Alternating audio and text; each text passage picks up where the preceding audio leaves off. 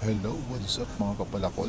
Ayan, shoutout sa inyong lahat. Ayan, tatalakayin naman natin ngayon kung paano pataasin ang MMR.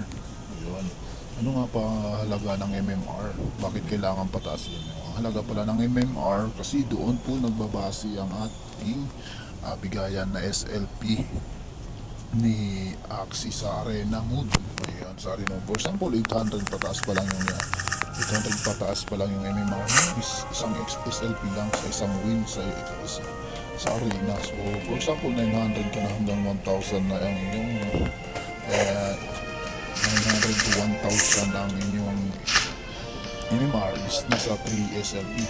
So, kung nasa 1,1 naman yung 1,100 to 1,200 lang yung SLP, so 7 SLP yung price, so medyo mataas-taas. Kaya kinakailangan na mataas na MMR. So, ayun, tatlakay natin. Paano nga ba pataasin yung MMR?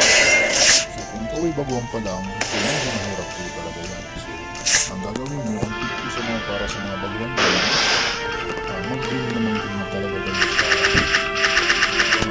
arena habang wala kayong tutusan po. Kakatapos nyo na ng quota, yung quota sa isang araw, tapos ang quota, wala kayong inom. So, bubuli nyo lahat ng oras sa arena. Laro kayo ng laro sa arena, wala naman wala yun. Para masanay kayo doon sa mga cards mo sa Axie na hawak mo kung ikaw ay baguhan pa lang, para masanay kayo. Once masanay kayo sa inyong Axie at sa mga cards mo, so, yun, malaki ng chance natin manalo lagi sa isang arena. So, ang bawang lang natin dito sa ating mga games. So, ibabad nyo yung mga games nyo, ibabad nyo yung mga games sa arena para matutunan mo ang lahat ng combination ng inyong cards. So, yun ang pinaka-importante sa matutunan mo ang lahat ng combination. Kasi kung kayo ay bago pa lang, kasi hindi naman kayo yung pinasagad ng ganun-ganun ka na bilang. So, lahat natin ang practice para wala naman yung simula sa malakas na gano'n. Malakas na simula rin sa isa. Ang ganyan is para mag-practice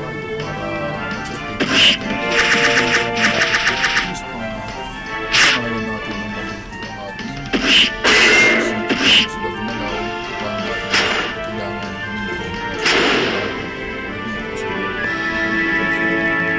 itong history natin yung nakabad na to kasi nasa 1 to yung MMR course 7 SLP bonus.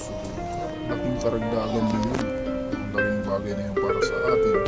Ang ganun lamang talaga pag praktisado, ensayado ka sa arena, alam mo na yung pasigaw-sigaw ng laro, alam mo na kung ano yung gagawin, sunod na gagawin mo. Kasi nga sanay ka na sa arena, kumbaga nakakasa ka na. So yun ang kailangan natin gawin, practice naman practice. Siguro mga isang linggo din na mag-practice sa arena, isang linggo na batak sa arena. So sigurado ko sa inyo, sanay na kayo sa inyo mga Axie cards kung paano gamitin. Ano lang, napaka-basic lang. Kailangan mo lang ng kunting panahon para mag-practice, para masanay sa mga Axie game, paano mag-combination yan, paano mag-counter ng mga Axie. Ayan, tingnan na natin dito sa pinapanoorin mo. Panoorin natin yung ginagawa ng mga Axie. Ang ginagawa ko dito sa kalaban. Tulad yan, pinakamahirap talaga ang kalaban nito yung bird at base na Axie. Depende din sa ang galawan mo kasi depende din sa Axie na galawan. Pero kung chip suey lang ang gamit mo, ito yung pamalabo-labo din talaga tumaas ang MMR. Kung kailangan natin ang karoon ng isang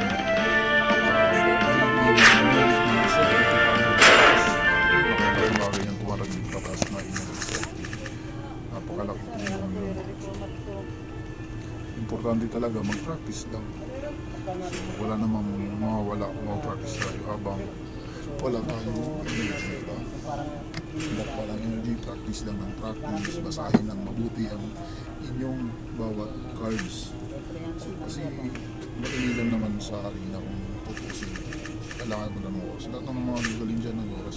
So, kailangan mo din pala dito na tip ko din dito, kailangan mo lang tatansyahin ang energy ng kalaban, tatansyahin mo yung kung ilang pa energy na ilang tira pa siya, tatansyahin mo din kung defense niya, kung ilan pa rin yan, kung kailangan niya, ilan dapat kailangan mong cards bitawan para hindi masayang din. For example, mapapatay mo pala siya ng 2 cards, bakit mo kailangan mag 3 cards, di ba, 4 cards, kung kaya naman siya mamatay sa isang card, 2 cards lang. So yun ang mga dapat mo makukuha mo yun pag once mag-practice ka na mag-practice sa arena. Lahat ng mga kailangan mong matutunan, self-experience lang, kumbaga sarili mo lang din, ikaw din matututo kung paano gamitin yan.